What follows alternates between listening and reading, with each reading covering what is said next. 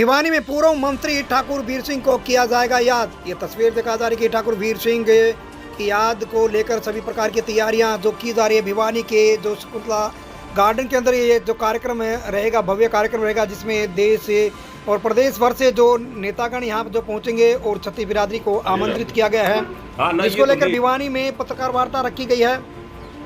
पूर्व मंत्री ठाकुर वीर सिंह जो कि अपने समय काल में जो एक विकास की तरफ नज़र रखते थे और उन्हीं पर चर्चा रखने के लिए, उनके जीवन शैली को आगे रखने के लिए कि किस प्रकार से उन्होंने जो अनेक पदों पर रहते हुए और लाखों रुपए की बचत कर सरकार को मजबूत करने का काम किया था।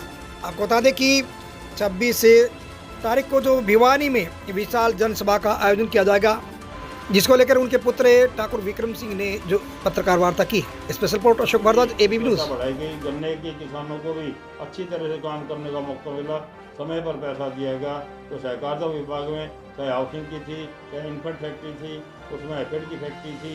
एफेड की फैक्ट्री को भी कामयाब करने के लिए ये कहा कि जहाँ पर सरसों ज़्यादा पैदा होती है वहाँ तेल के मिल लगाए जाएँ, जहाँ पर दाल ज़्यादा है वहाँ दाल के मिल लगाए जाएँ, और जहाँ पर गन्ना ज़्यादा है तो वहाँ पर और भी शुगर मिल लगाए जाएँ।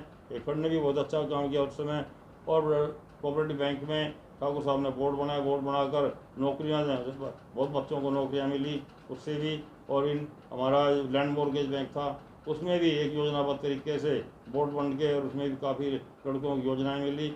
उसके बाद में ठाकुर साहब जब एजुकेशन बोर्ड के मंत्री, एजुकेशन बोर्ड के चेयरमैन बने, उसमें भी ठाकुर साहब ने 1 साल चेयरमैन रहे और बड़े बड़े काम किए। 4 रंग के पेपर उसी समय स्टार्ट करे थे ठाकुर साहब ने कि नकल रोकने के लिए बहुत ज़रूरी है। नकल अगर नहीं रुकेगी तो बच्चे इंटेलिजेंट नहीं होंगे, बच्चे पढ़ाई नहीं करेंगे, नकल मार के पास हो जाएंगे। और 4 रंग के पेपर करने से थोड़ा विरोध भी हुआ, लेकिन बाद में वो समूचे तरीके से चले, एग्ज़ाम भी हुए। और एक बात और की ठाकुर साहब ने कि उसमें बोर्ड में ये रिवाज था कि चाहे 10वीं का रिजल्ट था, चाहे 12वीं का रिजल्ट था, बाहर की एजेंसियों से वो तैयार करवाते थे। ठाकुर साहब ने जब गुप्ता जी थे इंचार्ज, तो मुझे याद है उन कंप्यूटर को उनको बुलाया, कंप्यूटर पूरा विभाग था एजुकेशन बोर्ड में, उनको बुलाकर बात की, क्या गुप्ता जी आप हम मिलकर सब मिलके क्या रिजल्ट तैयार नहीं कर सकते हैं? उन्होंने कहा जी हमारे से करवाते हैं, हम तो करने के लिए तैयार कर देंगे। उनसे करवाया, दोनों 10वीं का भी अंग्रेज जी और 12वीं का भी। लाखों के 25-25, 30-30, 40-40 हज़ार रुपये के ठेके उठते थे और वो फ्री में हुआ।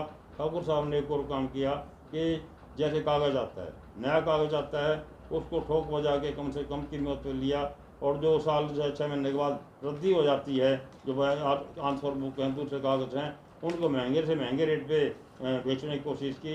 इस प्रकार से लाखों रुपए की बचत वहाँ भी एजुकेशन बोर्ड में भी हुई